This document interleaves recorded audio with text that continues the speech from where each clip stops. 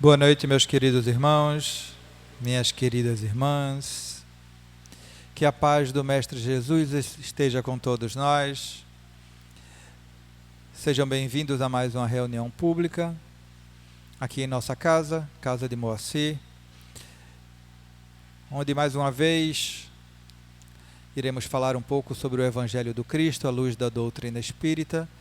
Hoje, com a grata satisfação de receber o nosso querido irmão Luiz Antônio Castro, trabalhador da nossa casa, trazendo o tema O Amor segundo Paulo de Tarso. Antes do início da nossa atividade, da nossa prece, para a nossa harmonização do livro Pão Nosso, de Francisco Cândido Xavier, a lição de número 99, com ardente amor. Mas, sobretudo, tende ardente caridade uns para com os outros. Primeira Epístola de Pedro, capítulo 4, versículo 8. Não basta a virtude apregoada em favor do estabelecimento do reino divino entre as criaturas. Problema excessivamente debatido, solução mais demorada. Ouçamos individualmente o aviso apostólico e enchamo-nos de ardente caridade uns para com os outros. Bem falar, ensinar com acerto e crer sinceramente são fases primárias do serviço. Imprescindível trabalhar, fazer e sentir com o Cristo. Fraternidade simplesmente aconselha a outrem, constrói fachadas brilhantes que a experiência pode consumir num minuto. Urge alcançarmos a substância, a essência. Sejamos compreensivos para com os ignorantes, vigilantes para com os transviados na maldade e nas trevas, pacientes para com os enfermiços, serenos para com os irritados e, sobretudo, manifestemos a bondade para com todos aqueles que o Mestre nos confiou para o ensinamento de cada dia. Raciocínio pronto, habilitado a agir com desenvoltura na terra, pode construir patrimônio valioso.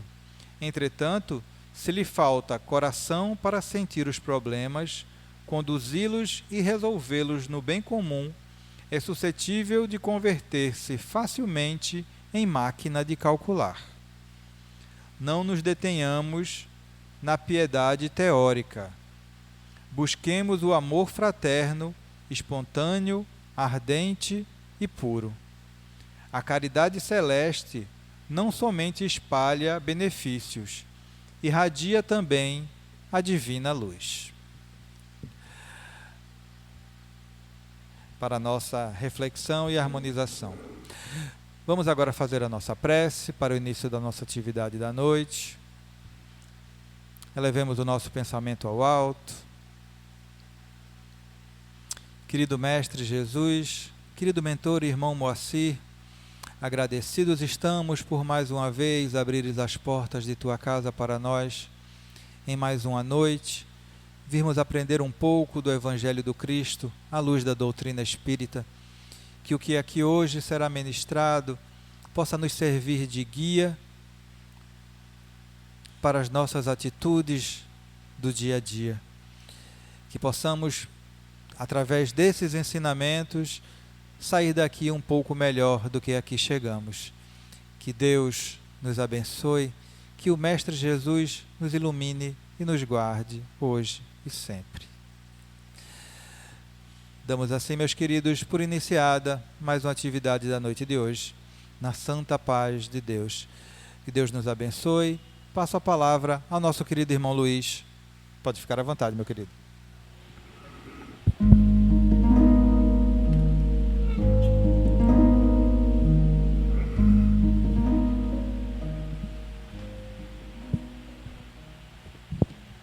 Boa noite. Que a doce paz do Mestre Jesus se faça presente. É sempre uma alegria, uma satisfação muito grande quando a gente vem a essa casa. Que possamos, na noite de hoje, refletir sobre um tema que é fundamental, que haja entendimento, para que a gente tenha sucesso na nossa caminhada evolutiva. Nós vamos falar do amor. E para que a gente possa ter um entendimento e saber da importância do amor, todos nós fomos criados por Deus. E Deus não cria nada errado. Cria tudo perfeitinho.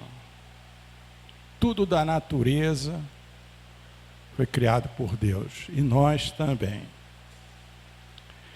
E Ele sabe, Ele nos conhece, porque nós somos criações dEle, e todos nós temos um destino. Se existe uma fatalidade na nossa vida, é que um dia nós chegaremos à angelitude. Fomos criados simples e ignorantes. Mas quando nós fomos criados, Ele colocou a sua essência divina dentro de cada um de nós. E a base dessa essência, que deriva aí todos os outros sentimentos, é o amor. Como Ele colocou o amor dentro de todos nós, é certo que nós chegaremos à felicidade que todos nós desejamos. Bom, diante dessa colocação, o que nós precisamos entender? Todos os espíritos foram criados do mesmo ponto de partida. Porque se Ele não fizesse assim, Ele teria privilégios, né? Então Jesus, que é o nosso governador planetário, nosso mestre, aquele quem Deus confiou, nos dá o rumo, a bússola, o caminho a ser seguido, também partiu do mesmo ponto que nós? Sim. E Ele chegou a esse grau evolutivo que nós conhecemos. E Ele veio aqui e disse com muita clareza para todos nós: sigamos as leis de Deus e alcançaremos essa plenitude, essa felicidade que todos nós almejamos. Um ponto a ser estabelecido aqui no início da nossa elucidação sobre o amor é o que é felicidade, já que isso é o que todos nós buscamos, e eu já disse aqui que todos nós alcançaremos. A felicidade é a paz de espírito, é a tranquilidade, a serenidade. Tem tudo a ver com espiritualidade. Tem tudo a ver com ser, e não com o ter. Então este é o grande entendimento que todos nós temos que ter nessa caminhada evolutiva. E aí vem uma colocação de Paulo de Tarso, que dá a base do que nós vamos conversar aqui na noite de hoje, que ele diz o seguinte, na primeira epístola aos Coríntios: se eu falo as línguas dos homens e dos anjos, mas não tenho amor, sou como bronze que soa ou símbolo que retine. Se eu tenho o dom da profecia e conheço todos os mistérios, toda a ciência, se tenho toda a fé, ele fala de fé, tenho toda a fé, ao ponto de transportar montanhas, mas não tenho amor, nada sou.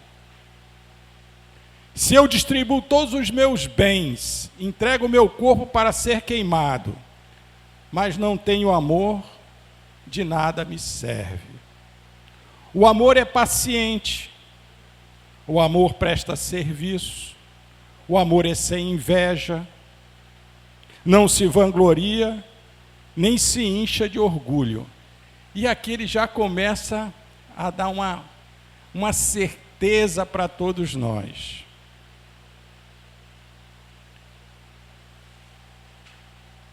Há necessidade de fazermos florescer a nossa essência divina,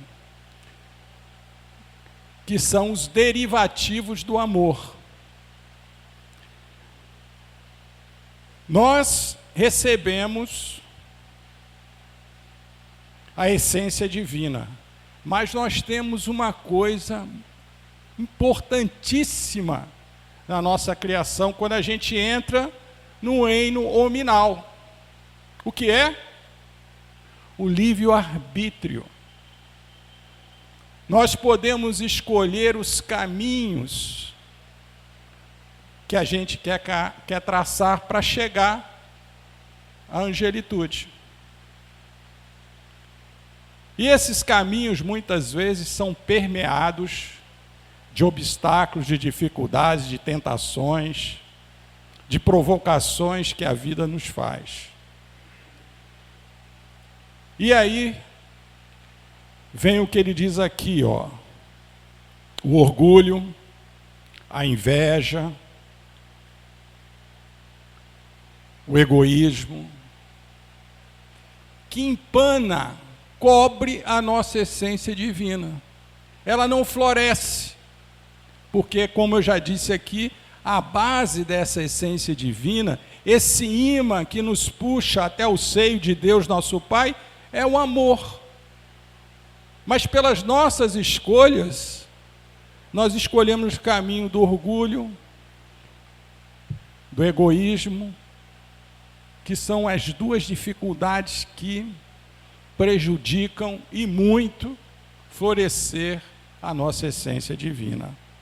Então ele está chamando a atenção aqui da reforma, do autoconhecimento, para que a gente possa trabalhar essas questões menores para, mais uma vez, florescer o amor. Então, cada oportunidade de reencarnação são oportunidades para a gente desabrochar essa essência divina, essa dificuldade que a gente tem de encarar a vida pelo lado do amor. E o tema da noite de hoje é justamente isso. Não é que a gente vá se tornar santo da noite para o dia, mas ações que a gente pode tomar, por menor que ela seja, baseada no amor.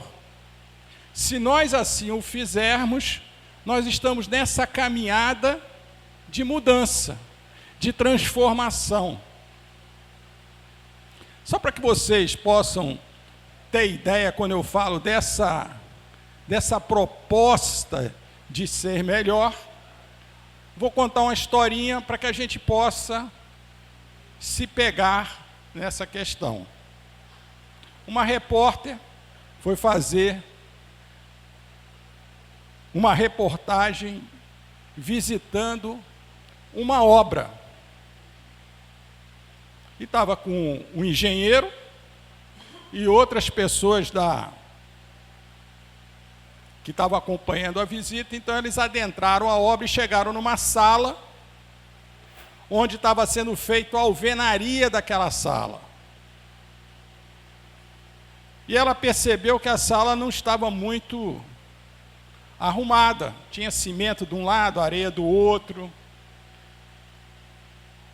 O vocabulário do pedreiro para com seu ajudante não era saudável, era bruto. Ela percebeu, porque toda mulher observa, que a parede não estava muito alinhada, que tinha um consumo de cimento excessivo em certos pontos. E aí ela pergunta para o pedreiro: meu amigo, o que você está fazendo aqui nessa obra? E a resposta dele foi até grosseira: a senhora não está vendo? Eu estou levantando uma parede. Agradeceu, saiu da sala, continuou visitando a obra e entraram em outra sala. E aí perguntou para outro pedreiro que lá estava. Mas ela já percebeu que ali naquela sala ali tinha diferenças. Estava limpa, a parede estava alinhada, a forma como ele se dirigiu ao ajudante era uma forma amigável, fraterna. E aí veio a pergunta: o que o senhor está fazendo aqui? E ele se encheu de alegria e disse: eu estou ajudando a levantar uma catedral. Aqui no futuro virão pessoas para orar a Deus. Eu amo muito esse meu trabalho. Olha a grande diferença. Fazia o seu trabalho com amor. Está ajudando a construir um mundo melhor? Com certeza. Porque ele já tem uma postura perante a vida. Certamente, aquele ajudante tem para com ele seu líder, um pequeno líder, gratidão por ser tratado gentilmente, fraternalmente. E certamente ele chega em casa e leva todo aquele ardor do que ele está fazendo para os seus filhos, para a sua esposa. Então são pequenas ações que nós vamos incorporando na nossa maneira de ser, participando desse processo de aprimoramento como ser humano. É isso que Paulo está chamando a atenção aqui. Quando ele diz: não age como baixeza, não é interesseiro, não se irrita, não leve em conta o mal recebido. Postura de ser uma pessoa do bem, de exercer o amor. Por isso que ele está colocando aqui, olha, você tem todo o conhecimento do Evangelho, você conhece a Bíblia da frente para trás, você até frequenta a igreja ou o centro, vem tomar passe, assistir reunião pública. Mas como é o seu dia a dia, na sua casa, no seu trabalho, diante dos obstáculos, dos desafios que a vida lhe impõe? E a gente percebe que isso tem que ser uma constante, uma vigilância constante. Hoje eu estava preparando esse tema. E minha mãe mora comigo há 3 anos. E aí foram contar uma história para ela, que o presidente dos Estados Unidos queria tirar todos os brasileiros que estavam lá nos Estados Unidos. E ela ficou preocupada e veio me abordar em cima daquele tema. E eu fiquei irritado, não com ela, mas com a pessoa que foi levar essa informação para uma pessoa de 88 anos. E aí eu falei de uma forma meio bruta com ela, Disse: mãe, você não precisa se preocupar. Por que você está preocupada? Não, porque sua filha, minha neta, mora lá. Meu filho, seu irmão, mora lá. Se vão tirar todos os brasileiros... Eu falei: mãe, deixa eu explicar um negócio para a senhora. Sua filha tem autorização para trabalhar lá, seu filho, já é até americano. E minha filha tem um green card, então ninguém vai bulir com ela. Falei isso para ela. Ela esperou um tempo, me chamou de novo lá. Diga, mamãe. Meu filho, veja que sabedoria. Por que você está irritado com a pergunta que eu fiz? O que a gente está vendo aqui? Que o amor não é interesseiro e não se irrita. Eu estava preparando esse tema. Tinha acabado de ler esse tema. E me irritei com a mãezinha. A pessoa que eu tenho que ter maior gratidão porque me oportunizou a estar aqui no planeta. Então é uma constante vigilância nas nossas dificuldades. É avaliar por que esse gatilho da irritação está ocorrendo. O que está por trás dessa irritação? É o orgulho? É a falta de paciência? Você não ama a tua mãe? Amo.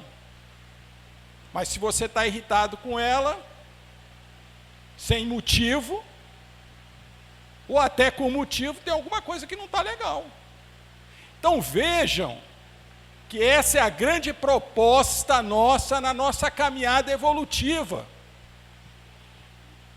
Porque a partir do momento que nós colocarmos amor, como esse pedreiro colocou, colocarmos amor em todas as atitudes que a gente desenvolver, nós estamos no caminho.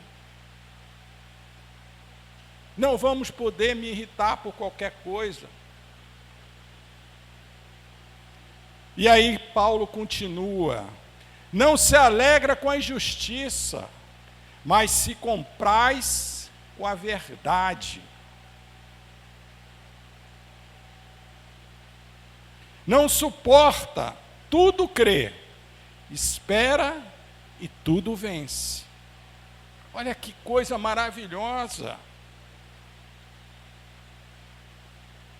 Nós pedimos tantas oportunidades de reaver aquilo que nós fizemos de errado em vidas passadas, ou até aqui nessa caminhada.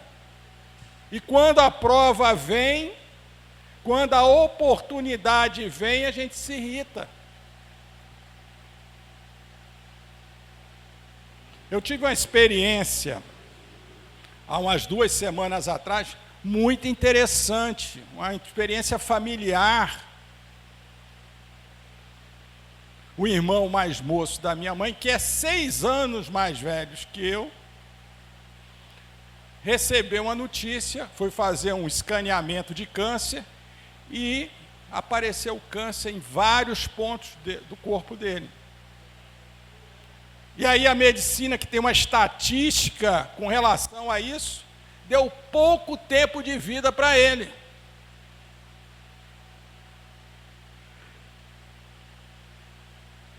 E aí eu falei: não, eu vou lá visitar o meu tio, porque queriam dar notícia para minha mãe. Eu falei: pô, como é que eu vou dar uma notícia dessa para a velhinha aqui? Eu vou lá. Então eu fui num sábado e na quarta-feira eu já estava aqui. Mas olha que bacana, que aprendizado eu tirei dessa visita. Primeiro que esse meu tio é uma pessoa muito especial na minha vida. Eu já contei aqui, não sei se muitos de vocês já escutaram essa história, mas quando eu tinha uns 12 anos, ele tinha uns 18 para 19, ele me falou uma coisa que me marcou muito, que foi ponto de referência na minha caminhada. Ele virou para mim e disse: Olha, Lula, ele me chama de Lula, porque eu sou Luiz Antônio. Lula, você é uma pessoa boa, de bom coração.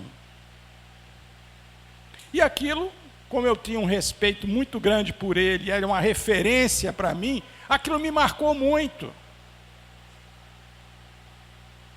Então, toda vez que eu ia fazer algum ato que não era legal, eu me lembrava do meu tio, falava, será que isso aqui está de acordo com o que o meu tio coloca como uma pessoa de bem? Não, não está. Então eu evitava fazer. Olha a importância de um referencial na nossa vida. E agora eu estava indo lá para conversar com ele. Ele já tinha passado a crise, porque estava com muita dor, estava calmo, tranquilo, e a gente pôde dialogar. Fiquei um dia todo com ele na casa, conversando. E aí eu contei essa história para ele na frente dos filhos dele. Como dizer, você, meu tio, é uma pessoa de bem. Isso abriu uma porta no coração dele, uma forma de querer ver comigo como ia ser esse momento da vida dele. E aí eu contei uma história para ele, falei, olha, o papai também teve câncer, você sabe. E o papai, para ele, é como se fosse também um irmão mais velho para ele. Ele tem, assim, uma afinidade muito grande com meu pai. E eu contei para ele que um dia, voltando de uma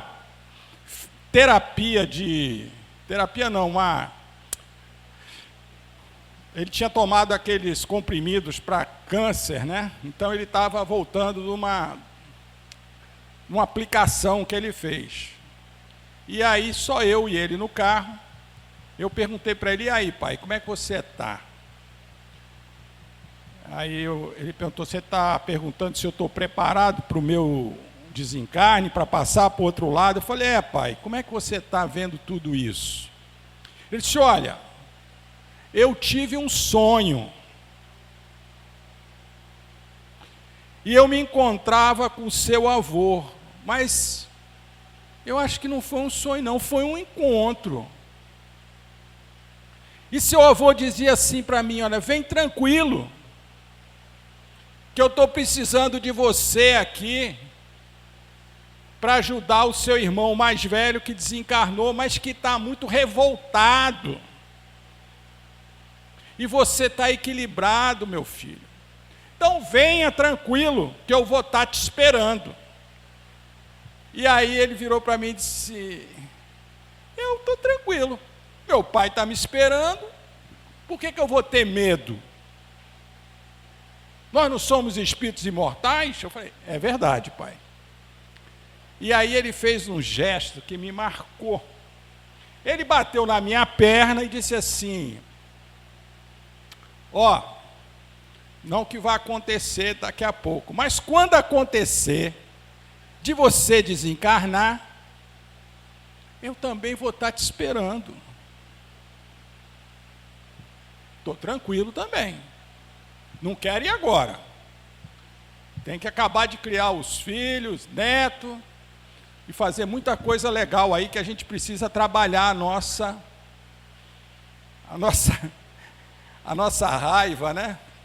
Aqui, a irritação. Tem que trabalhar a irritação, para ir tranquilo para o outro lado.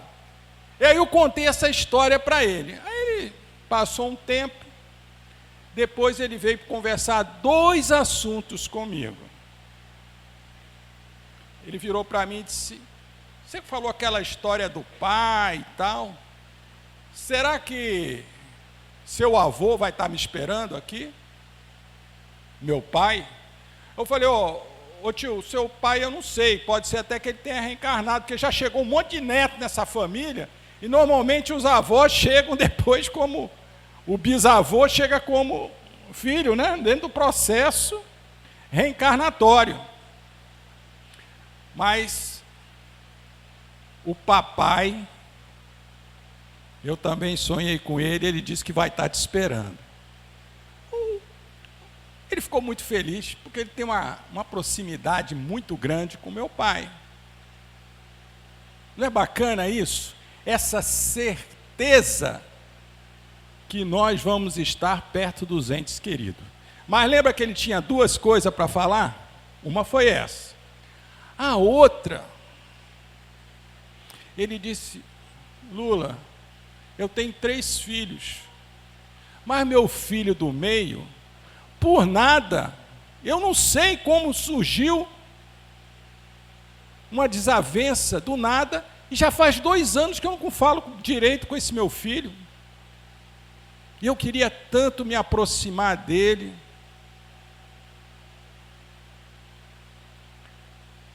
Eu falei: tio, vamos orar. Ele falou: a oração é muito boa. E aí a gente almoçou e eu fui dormir. Na hora que eu deitei, dormi um pouquinho e acordei, aquele soninho da tarde, sabe? Peguei o meu celular e escrevi um textozinho de aproximação do meu tio para com o filho dele. Mandei para o celular dele. Falou: olha, use isso aqui para tu se aproximar do Luiz Fernando. O filho dele chama Luiz Fernando. Ele leu e falou: puxa, um texto simples, mais direto. Eu só vou dar aqui uma retocada, porque eu tenho uma forma diferente de abordar ele, diferente do que você colocou no texto. Faça às vezes. Então vejam como é importante essa preparação na nossa caminhada. Como é que nós vamos chegar do outro lado? Se nós somos merecedores do acolhimento dos nossos entes queridos. E o que possibilita tudo isso? Os laços do amor. Os laços do amor. Então nós trabalhamos e exercitamos o amor para sermos felizes, para nos ligarmos nesses laços que momentaneamente são laços consanguíneos, mas que o grande objetivo é a família universal, onde Deus é Pai, onde todos nós aqui somos irmãos. Qualquer dificuldade que a gente tenha, nós vamos ter que restabelecer no amor, senão não encontraremos a felicidade. Qual é o maior mandamento? Amar a Deus, ao próximo, como a si mesmo. E a gente só dá aquilo que tem. E como é que a gente fala assim? Eu me amo. Como é que a gente demonstra que a gente tem amor? Exercitando as leis de Deus. Toda vez que nós exercitamos a lei de Deus, nós nos amamos. E está claro aqui na Epístola aos Coríntios. Se você ficar irritado, se você praticar injustiça, se você se encher de orgulho, você está se amando? Ou está se afastando do amor de Deus? É tão simples isso, esse entendimento. Mãos às obras, às charruas. E como eu contei da história do pedreiro, do meu tio, da minha relação com meu pai são pequenas atitudes. Eu vou contar outra coisa do meu pai, que eu acho que eu já contei, muita gente já sabe, mas me emociona sempre. Meu pai era durão. Ó, se chegar apanhado em casa, apanha de novo. Homem não beija homem. Ele era durão. Mas a vida foi, eu era o primeiro filho, a vida foi modelando ele. Entre eu e meu irmão, tem 3 filhas. Depois veio meu irmão, 10 anos de diferença, nasceu.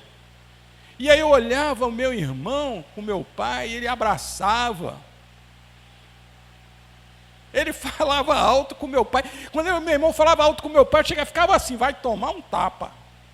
E meu pai era super tranquilo com ele.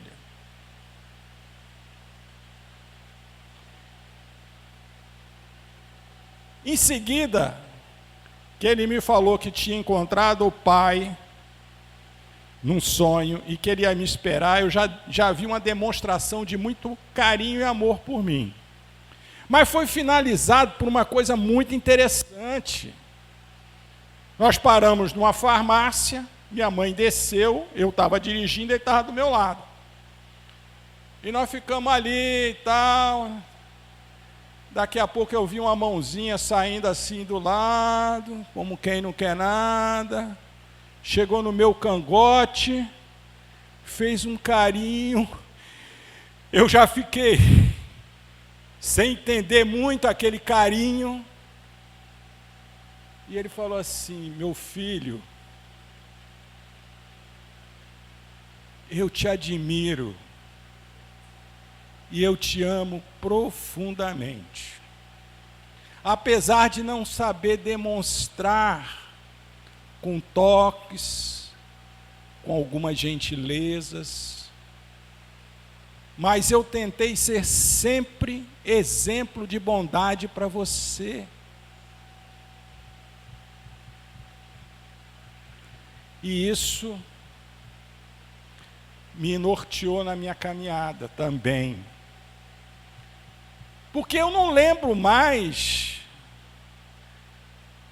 das dificuldades que eu tinha com ele. Eu lembro desse momento. Está guardado no meu coração. E é por isso que meu tio se preocupa em guardar esse sentimento com o meu primo, que ele está brigado. Família é isso. As maiores dificuldades que nós temos de relacionamento estão dentro da família.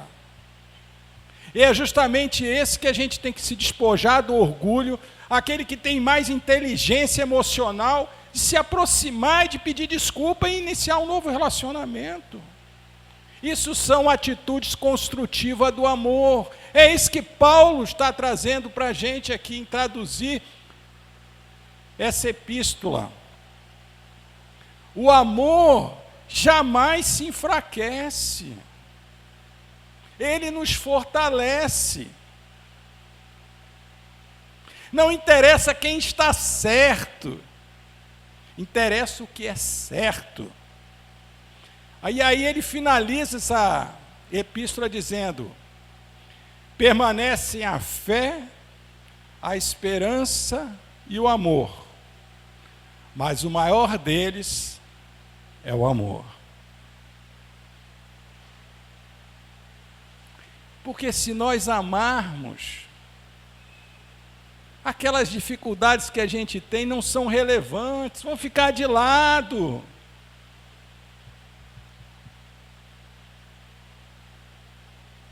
Outra história de família, que aconteceu agora esse mês. A mamãe escolheu para mim morar comigo. Tem 3 anos. Ela escolheu. Eu quero morar com Lula. E veio para cá.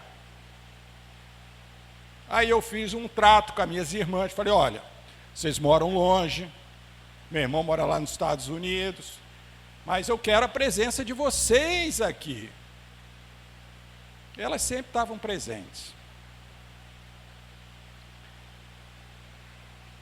A minha irmã mora lá no Rio,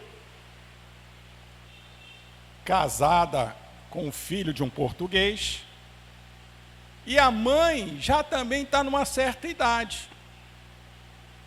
E toda vez que a minha irmã vinha aqui, ela comparava a minha mãe com a sogra. E falava, não, você está bem, minha sogra que é difícil, assim, assada. Achava um monte de dificuldade com a sogra, né? E eu falava, ó, cada um tem a sogra que merece. Pois bem, no domingo retrasado, vai fazer um mês, ela foi pegar a sogra em casa, porque ela levava todo domingo a sogra para almoçar fora. Chegou lá, bateu, ninguém atendeu, eles abriram a porta, que eles tinham a chave, e a sogra estava caída no chão, com a fratura exposta no braço. Pegaram a sogra, levaram para o hospital. Para resumir, a sogra hoje mora onde? Com a minha irmã, com o meu cunhado. E no começo ela reclamava, ela não gosta da minha comida, ela não tem isso, tem aquilo. A convivência está deslapidando todas essas questões. O marido está muito grato por ela estar fazendo aquilo tudo. E aos poucos, a harmonia brota naquela família. Veja que oportunidade maravilhosa de trabalhar essa questão. Imagine se isso não acontecesse. Ia ficar essa dificuldade no coração dela de relacionamento com a sogra. E agora ela está construindo algo fantástico. E há 2 semanas atrás, a minha irmã, que mora em Brasília, recebeu um telefonema da babá. A babá era uma empregada que nós tínhamos, que quando essa minha irmã casou, que foi a primeira que casou, o que ela fez? Roubou a empregada, levou a babá para morar com ela. E a babá morou com ela quase 30 anos. Ajudou a criar os filhos dela. E aí, quando ela começou a ficar velhinha, meu cunhado deu uma casa para ela, onde ela cria cachorro e tudo mais. Mas ela é sozinha. E de repente ligaram para minha irmã. Olha, Maria caiu. Está caída aqui no terreiro, parece que fraturou a bacia. Resumindo, Maria não tem mais condição de morar sozinha. Vai morar onde? Na casa da minha irmã. Olha a oportunidade de acolhimento, de agradecer tudo que ela fez. Então a vida é isso. São essas oportunidades que nós todos temos.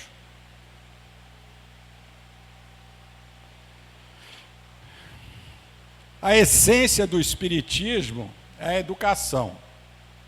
Ao contrário de outras correntes religiosas, que têm um caráter salvacionista, a doutrina espírita, com seu triplo aspecto, científico, filosófico e religioso, pretende promover a evolução do homem. E esta evolução é um processo pedagógico.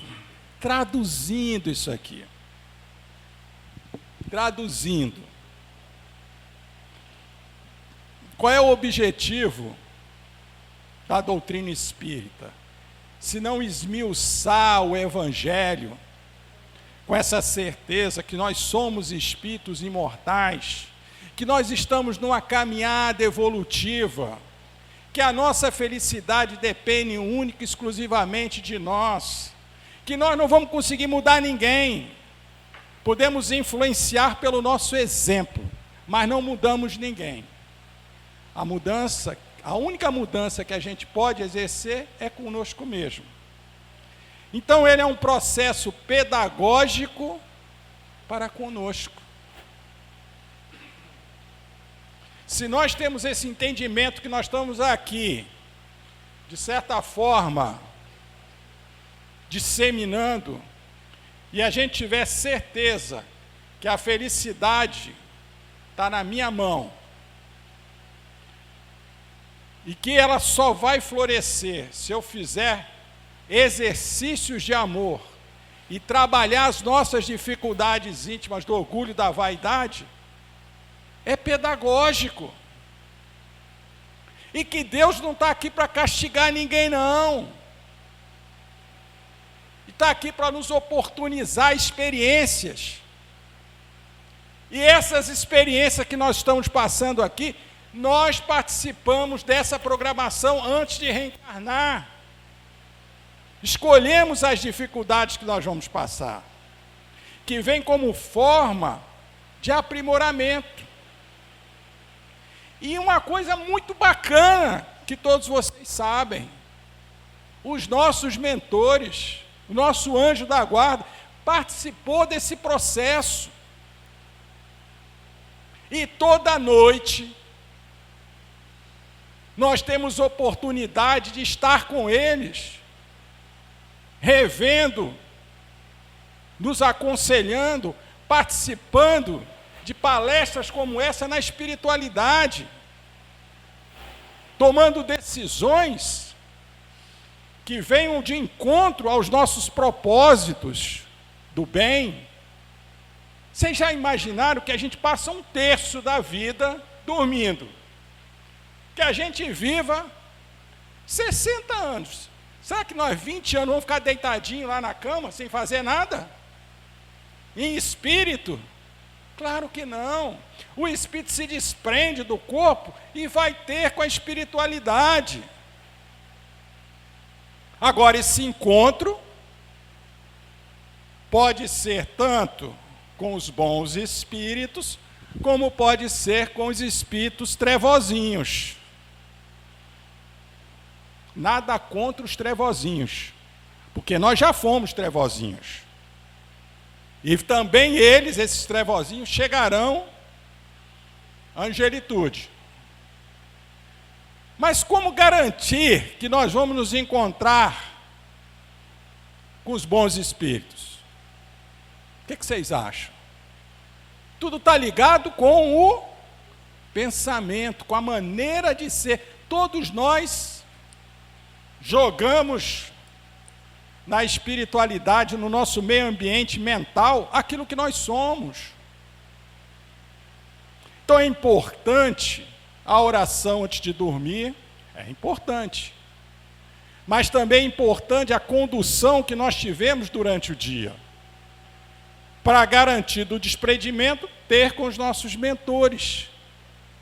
E eles vão estar nos amparando diante das dificuldades que nós escolhemos. Como é que nós temos que encarar essas dificuldades? Eu sigo na internet, não sei se vocês já viram, um rapaz que não tem braço nem perna, já viram? Tem um chapéuzinho, um óculinho, uma roupinha toda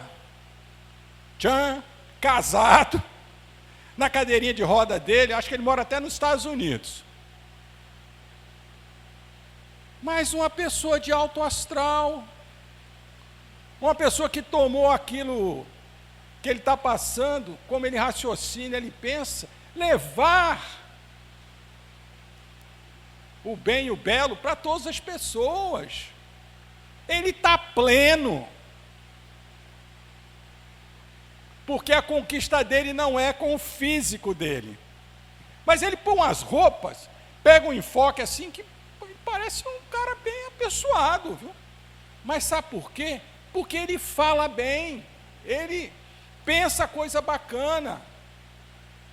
Quem é que assessora ele na espiritualidade? Só bons espíritos. Porque ele está ali se colocando à disposição do bem. E nós não podemos fazer isso? Claro que podemos. São com pequenas atitudes que nós angariamos a simpatia dos bons espíritos. Vocês já viram falar de trabalho mediúnico, né? Qual é a proposta do trabalho mediúnico?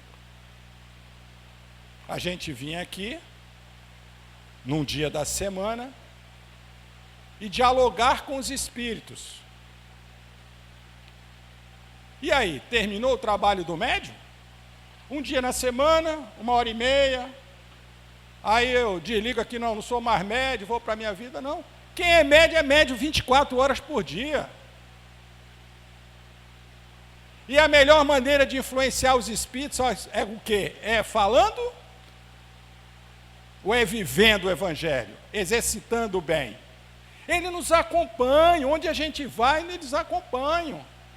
Então, ser médium é trabalhar na sua forma de ser positiva, é ajudar o próximo, e eles vão nos acompanhar.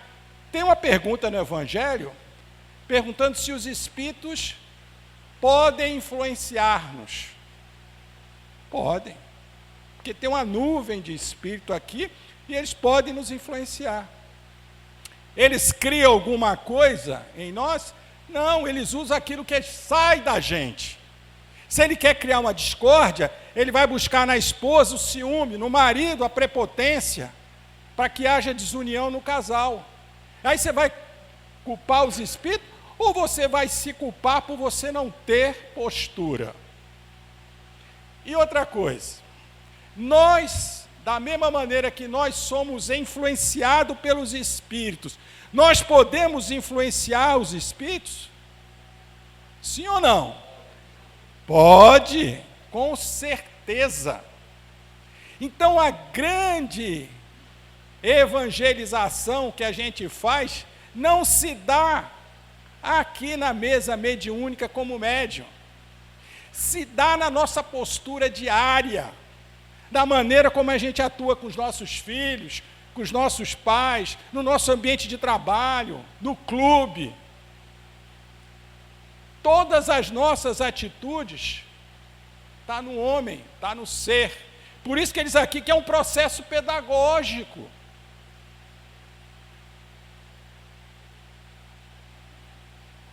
Bom, como eu só tenho 5 minutos, né? 10 minutos? Eu vou contar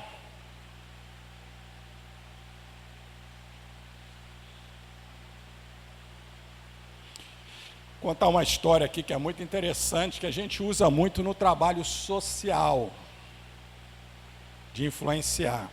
Porque dentro do Espiritismo, tem 2 momentos. O do prover e do promover.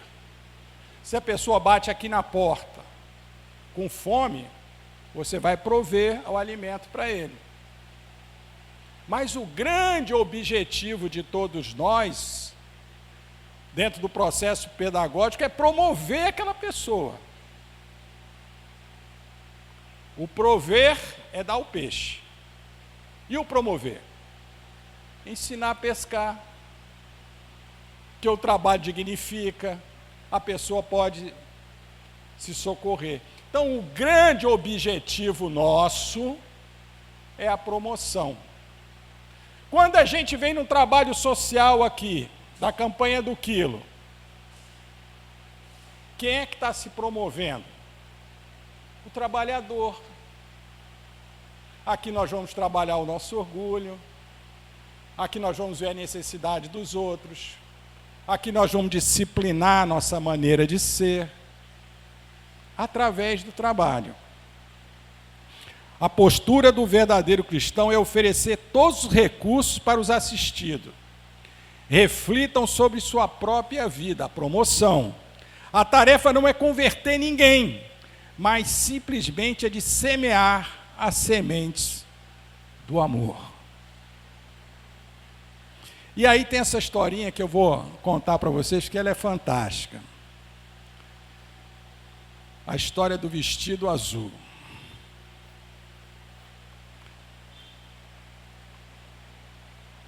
Num bairro pobre, em uma cidade distante, morava uma garotinha, essa coisa simpática que está ali. Sua mãe não tinha muito cuidado e a criança quase sempre se apresentava suja. Suas roupas eram muito velhas e maltratadas.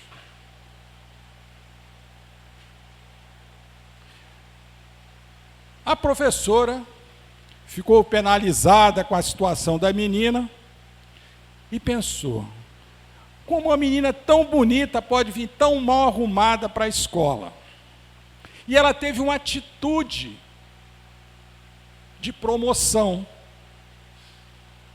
E vocês vão ver ao longo dessa história o que essa atitude simples desencadeou.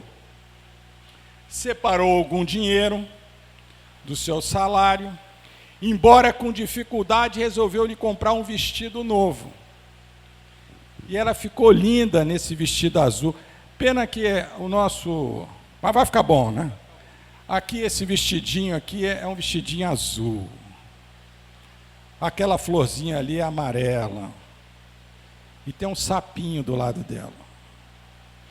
Quando a mãe viu a filha naquele lindo vestido azul, sentiu que era lamentável que sua filha, vestindo aquele traje novo, fosse tão suja para a escola. E por isso passou a lhe dar banho todos os dias, pentear seus cabelos, cortar suas unhas.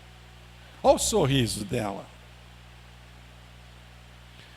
Quando acabou a semana, o pai falou: mulher, você não acha uma vergonha nossa filha sendo tão bonita e bem arrumada, more num lugar como este, caindo aos pedaços? Que tal você ajeitar a casa?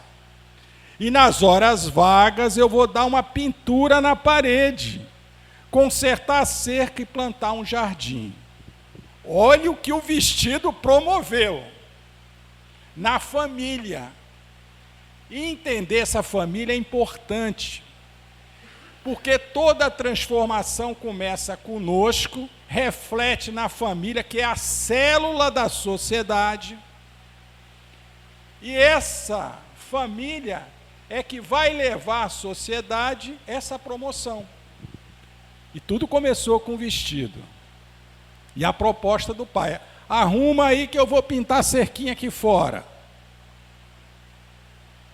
Logo mais, a casa se destacava na pequena vila pela beleza, nas flores, que enchia o jardim, e o cuidado em todos os detalhes.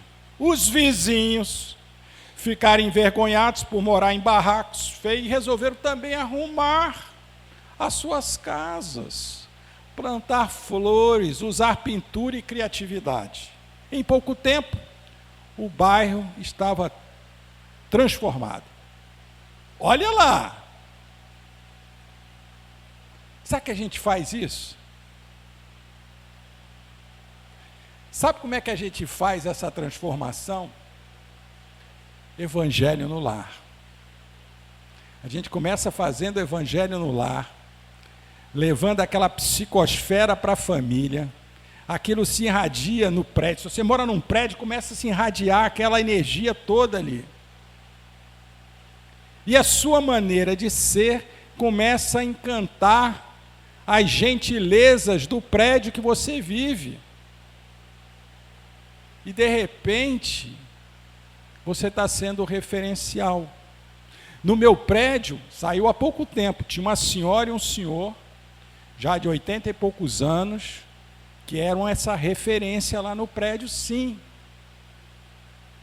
Eram católicos, fazia aquele encontro de casais, a família toda equilibrada,